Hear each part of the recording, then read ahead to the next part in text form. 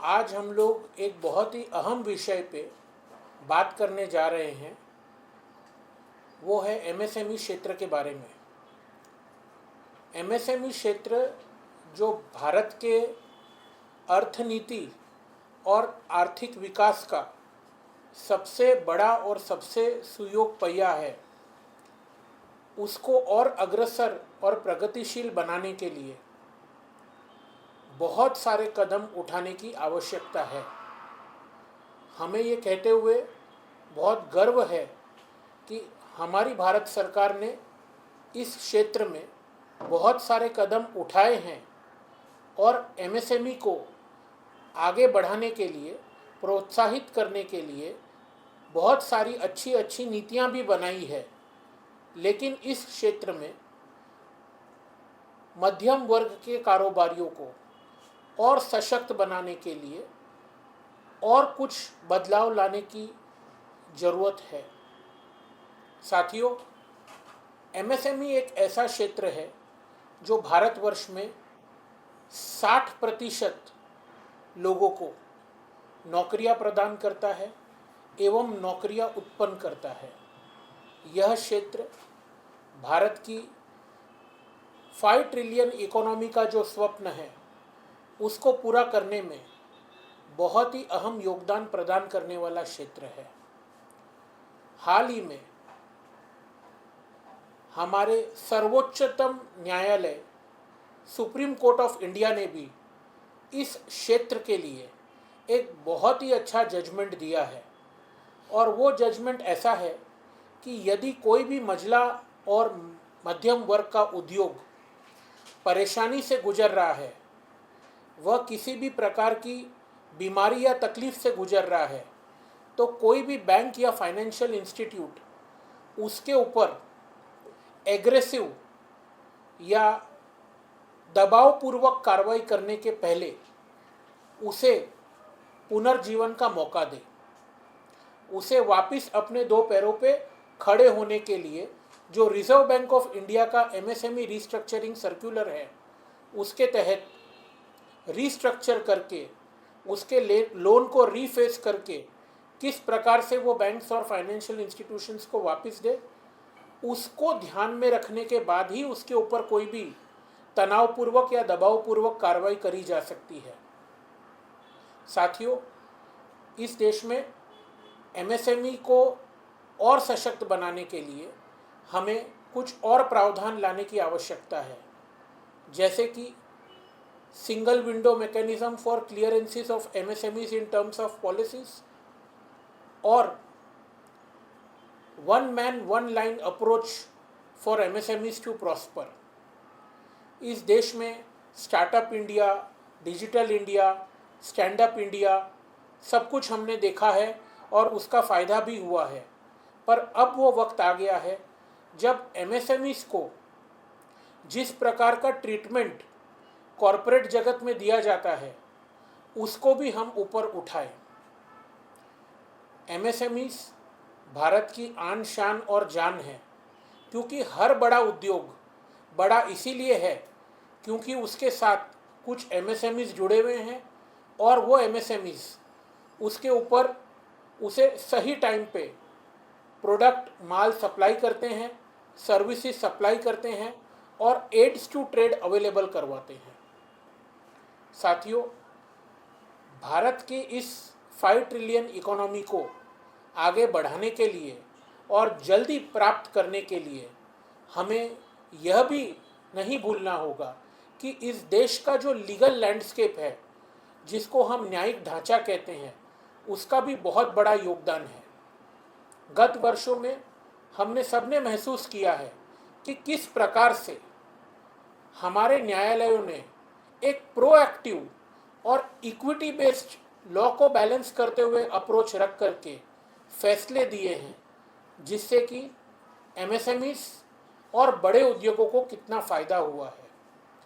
2016 में जो insolvency and bankruptcy कानून भारत सरकार लेकर के आई, ये देश के तकलीफदायक इंडस्ट्रीज़ के लिए एक बहुत बड़ा बदलाव और उम्मीद की किरण लेकर के आया। कहने को तो ये इंसॉल्वेंसी एंड बैंक्रप्सी कोड है, परंतु इसका उद्देश्य बिल्कुल भी रिकवरी करना नहीं है, बल्कि ये एक रेजोल्यूशन ओरिएंटेड कोड है, जिसके कारण इस देश में इतने एनपीए कम हो गए हैं जिसका कोई हिसाब नहीं है। जो ग्रॉस एनपीए पब्लिक सेक्टर बैंकों का 9% तक पहुंच गया था, वो आज 3% के नीचे आ गया है। इसमें एक और प्रावधान जो अब सरकार लेकर के आई है, जिसको हम पीपीआईआरपी कहते हैं, प्री पैक्ड इंसॉल्वेंसी, उसका भी बहुत बड़ा योगदान है कि जब व्यक्ति को खुद समझ में आ जाए कि वो तकलीफ में आने वाला है, वो अपने किए हुए कमिटमेंट्स को पूरा नहीं करने वाला है, तब वो अपने आप ही सुनिश्चित करके एक रिस्ट्रक्चरिंग या रेजोल्यूशन का पैकेज एनसीएलटी, जो कि इसकी नेशनल कंपनी लॉ ट्राइब्यूनल अधिकृत ट्राइब्यूनल है, उसके द्वारा प्रस्तावित कर करके आगे बढ़ा सकता है। तो साथियों, देश प्रगति कर रहा है और इसमें एमएसएमईज का बहुत बड़ा योगदान है, ये हमारा मूल मानना है। और हम चाहते हैं कि जितने भी आने वाले दिनों में पॉलिसीज बन रही हैं, वो प्रो एमएसएमईज बने, वो प्रो पब्लिक बने। और मुझे पूरा यकीन है कि reserve bank of India, Bharat सरकार, वित्त मंत्रालय इन सारी चीज़ों को ध्यान में रख करके उन पॉलिसीज़ को शेप करता आ रहा है और करता आएगा। देश में सबसे महत्वपूर्ण योगदान एमएसएमई का कृषि क्षेत्र में, मैन्युफैक्चरिंग के क्षेत्र में और सर्विसेज के क्षेत्र में रहा है। जेम पोर्टल के माध्यम से सारे एमएसएमईज का इंटीग्रेशन हुआ है और इसके कारण बहुत बड़ा फ़ायदा एमएसएमईज को पहुंचा है। जब मैं कहता हूं कि फ़ायदा एमएसएमईज को पहुंचा है, तो हमें यह नहीं भूलना होगा कि अंततः ये फ़ायदा देश के लोगों को पहुंचा है, क्योंकि इससे हमारी जीडीपी की वृद्धि हुई है और इससे हमारे देश की पर कैपिटा इनकम बढ़ी है। साथियों, मैं आपको एक और बात बताना चाहूँगा कि ये सब क्यों मुमकिन हुआ है, क्योंकि देश के स्तंभ उस देश की जनता, उस देश की एग्जीक्यूटिव जो कि सरकार, और उस देश की जुडिशरी होती है। आज हम देख रहे हैं कि हमारी सरकार की नीतियों के कारण ये सारी चीज़ों में एक एकमेव समन्वय हुआ है, जिसके कारण ये मुमकिन हुआ है। साथियों, हम ये कहना चाहेंगे कि एमएसएमई क्षेत्र को और आगे बढ़ाना हमारी जिम्मेदारी है। मझोले उद्योग आज आगे बढ़ेंगे तभी वो कल बड़े उद्योग बनेंगे। हमारी सरकार ने 1% कंपनी का जो प्रावधान लाया है, यह भी एक लैंडमार्क रिफॉर्म है, क्योंकि आज एक व्यक्ति खुद अपनी कंपनी बना करके व्यवसाय करे, ये किसी की कल्पना में ही नहीं था, पर ये इतना बड़ा फ़ायदा इस देश के लोगों को हुआ है जिसका कोई बयान नहीं कर सकता है। तो मेरा संक्षिप्त में एक ही बात कहना है कि सशक्त एमएसएमई सशक्त भारत है, और एमएसएमई को और मजबूत बनाने के लिए हमें सबको मिलकर के काम करना ही होगा। आखिर एक सवाल है कि एमएसएमई की आप बात करें, सरकार हर साल अपने बजट में एमएसएमई के लिए बहुत सारे प्रावधान लेके आते हैं, लेकिन उसके बावजूद भी कई सारे व्यापारी जो हैं वो भी नाराज है। वो हर साल ये कहते हैं कि सरकार को इस बारे में सोचनी। आपके पॉइंट ऑफ व्यू कौन सा ऐसा सेक्टर है जहाँ पर जो फिलहाल डाउनफॉल चल रहा है, उस पर सरकार को, खासतौर पर वित्त मंत्री निर्मला सीतारमण को देखने की जरूरत है? हमारी सरकार से निवेदन और गुजारिश रहेगी कि देश में टेक्सटाइल सेक्टर एक इतना बड़ा सेक्टर है जहाँ पे टफ स्कीम और एमएसएमई की कई स्कीम्स होने के बावजूद भी ग्राउंड लेवल पे जो फ़ायदा पहुँचना चाहिए वो व्यापारियों तक नहीं पहुँचा है। तो हम उम्मीद करते हैं कि फरवरी 2026 के सालाना बजट में और अपने अलग अलग कार्यक्रमों के माध्यम से टेक्सटाइल सेक्टर के ऊपर सरकार विशेष ध्यान दें, और इसमें जो टेक्सटाइल सेक्टर के छोटे मझोले कारोबारी हैं जो एमएसएमई के कैटेगरी में फॉल करते हैं, उनको और किस प्रकार से रिलीफ दिया जाए उसके ऊपर विचार करें। एक बहुत अच्छी बात है कि पिछले वर्ष सरकार ने एमएसएमई का डेफिनेशन इटसेल्फ बहुत ब्रॉड कर दिया, जिसके कारण फ़ायदा भी बहुत ब्रॉड लेवल पे लोगों को अब मिल रहा है। आज यदि आपका टर्नओवर 800 करोड़ रुपए तक है तो भी आप एमएसएमई के दायरे में आते हो, और उसके अंदर भी सरकार ने इंटरनल कैटेगराइजेशन कर दिया है। पर आपका सवाल बहुत ही अच्छा है। मेरा ये सुझाव है कि टेक्सटाइल सेक्टर के अंदर सरकार को विशेष रूप से एमएसएमई का फ़ायदा कैसे पहुंच सके उसके ऊपर काम करना चाहिए। अच्छा जी, सरकार ने जीएसटी 2.0 भी लेके आया है, बहुत सारे व्यापारियों को राहत मिली है। टेक्सटाइल इंडस्ट्री की आप बात कर रहे हैं तो जो कपड़ा बांग्लादेश एक्सपोर्ट होता था उसमें थोड़ी सी ब्रेक लगी है, और जिस तरह से ट्रम्प का भी जो टैरिफ है वो भी असर देखने को मिल रहा है। क्या लगता है कि टेक्सटाइल इंडस्ट्री को, जो भारत की बहुत पुरानी ये व्यापार है, उसे मजबूत करने के लिए सरकार को और क्या कुछ कदम उठाने पड़े? क्योंकि आज भी जो धागा कपड़े में लगता है उसका भी इम्पोर्ट हम करते हैं, उस पर जीएसटी सरकार ने लगाया है। कपड़ा व्यापारी बहुत नाखुश नजर आ रहे हैं। सरकार का एक बहुत बड़ा एजेंडा है, वो है make in India and make for India. बात और विडंबना ये है कि मेक फॉर इंडिया की जो परिभाषा है वो हमारा व्यापारी वर्ग अभी समझ नहीं पा रहा है। हमें ये लगता है कि आज भी जो हम एक्सपोर्ट करेंगे उसके ऊपर हमें फोकस करना है, पर मेरा ऐसा सुझाव है कि सरकार का काम है आपको गवर्नेंस और निर्देश प्रदान करना। अल्टीमेटली बिजनेस जो है वो व्यापारियों का काम है, तो सरकार आपका व्यापार आके नहीं कर सकती है। रही बात बांग्लादेश की, तो वो एक पॉलिटिकल मसला जरूर है। कुछ समय के लिए ऐसी चीज़ें हमने गत पास्ट में भी देखा है कि होती रहती है, पर उससे हमारे कोर सेक्टर को कोई भी फर्क नहीं पड़ता है। जहाँ तक टैरिफ की बात हम करते हैं जो अमेरिका ने लागू की है, तो हमें दो बात और भी समझनी पड़ेगी कि यूके के साथ ऑलरेडी हमारा फ्री ट्रेड एग्रीमेंट साइन हो चुका है, और जो टैरिफ ट्रंप ने या अमेरिकी सरकार ने भारत पे इम्पोज की थी उसमें भी काफ़ी रिविजन्स हो चुके हैं और आने वाले दिनों में होंगे। तो हम ये उम्मीद करते हैं कि हमारा जो Q4 रहने वाला है इस पे इन सारी समस्याओं का निदान हो जाएगा।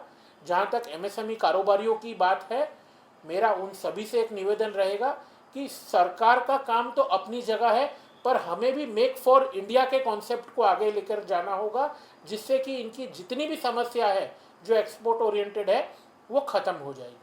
जी, एमएसएमई की आप बात कर रहे हैं, स्टार्टअप इंडिया की तरफ बहुत सारी कंपनियां हर साल शुरू भी हो रही है, लेकिन उस तरीके का कारोबार जो सरकार उम्मीद कर रही थी वो हो नहीं पा रहा है। कई सारी कंपनियां शटडाउन हो रही हैं, पुरानी कंपनियां जो है अपनी व्यापार को जो है बंद कर रहे हैं। इसे आप कैसे देते हैं? एक तरफ सरकार जो कह रही है नई कंपनियां शुरू की, लेकिन पुरानी कंपनियों के दिवालिया निकल रहे हैं।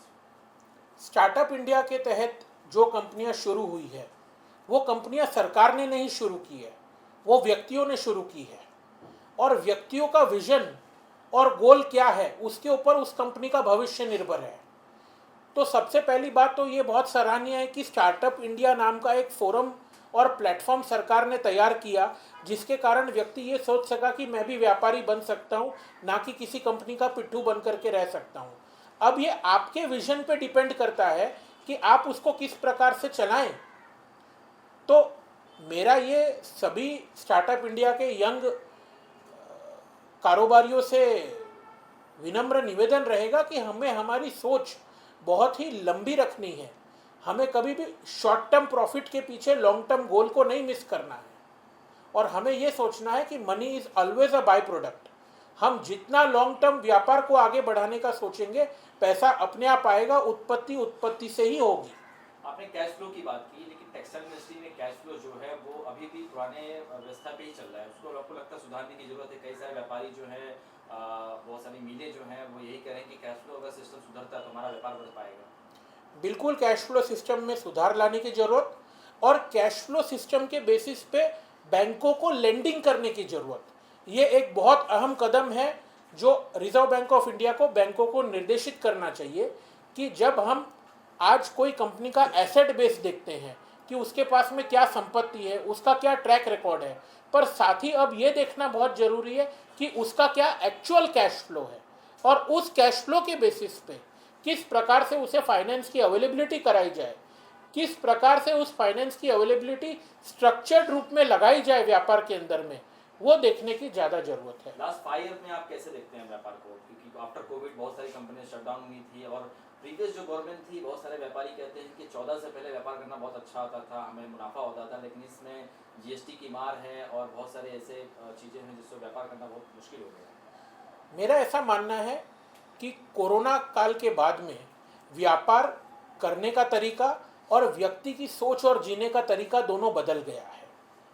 तो हमें ये समझना होगा कि किस प्रकार से लोगों के सोच में बदलाव आया है। रही बात 2014 के पहले की और आज की, तो हमें सबको पता है कि किस पॉलिसी पैरालिसिस के दौर से हम आज एक अग्रसर भारत की तरफ आगे बढ़े हैं। ये किसी व्यक्ति या किसी व्यापारी की सोच हो सकती है, लेकिन मेरा ऐसा मानना है कि जीएसटी के लागू करने से एक विश्व स्तरीय पे लैंडमार्क रिफॉर्म भारत सरकार लेकर के आई है। और इतने सारे टैक्स जो अलग अलग राज्यों में, अलग अलग प्रांतों में, अलग अलग कमोडिटी पे अलग अलग रूप से लगाए गए हैं, उन सबको यूनिफॉर्म किया है भारत सरकार ने। और हमें ये भी मानना पड़ेगा कि अकेली भारत सरकार ने नहीं किया है, चाहे किसी भी राजनीतिक पार्टी की सरकार किसी भी राज्य में हो, हर सरकार ने जीएसटी काउंसिल में पार्टिसिपेट करके ये यूनानिमसली इसको पारित किया है। जीएसटी काउंसिल में मीटिंग हुई थी कुछ दिन पहले, उसमें भी बहुत सारे व्यापारी जो हैं, खासतौर पर मेटल व्यापारी, ये कह रहे हैं कि जो 18% जीएसटी से कम करेंगे तो शायद उनका भी व्यापार बढ़ सकता है। इसे आप कैसे देखते हैं? क्योंकि टेक्सटाइल इंडस्ट्री पहले ही मार झेल रहा है, अब आपको लगता है कि मेटल व्यापारी जो साउथ बॉम्बे में है, बहुत बड़ा कारोबार करता है क्योंकि हर चीज़ में मेटल का उपयोग होता है, उस व्यापार को कैसे देखते हैं? क्योंकि उसकी भी व्यवस्था इस वक्त उतनी अच्छी नहीं जितनी पहले हुआ करती थी। तो सबसे पहली बात तो ये है कि जो जीएसटी शुल्क आपके ऊपर लग रहा है, उसका रिबेट और उसका आईटीसी भी आपको अवेलेबल हो रहा है। तो ऐसा नहीं है कि उस जीएसटी की मार किसी ट्रेडर या कारोबारी पे पड़ रही है। आती है बात आपके कैश फ्लो के ऊपर में। उस कैश फ्लो को ठीक करने का काम आपका है, आपके व्यापार का है, और आप किस प्रकार से उसको अपने व्यापार में ढालते हो उसका है। ये बात सच है कि जीएसटी 2.0 के बाद में एक बम्पर जीएसटी रिलीफ भारत सरकार लेकर के आई है, और भी आगे संशोधन होना चाहिए। हम सभी की यही मांग भी रहती है और इच्छा भी रहती है। तो और हमें पूरी उम्मीद है कि आने वाली जीएसटी काउंसिल की मीटिंग में जरूर इसके ऊपर सरकार विचार करेगी। Thank you. बहुत बहुत धन्यवाद। अभी एक मिनट, करिश्मा कपूर वाला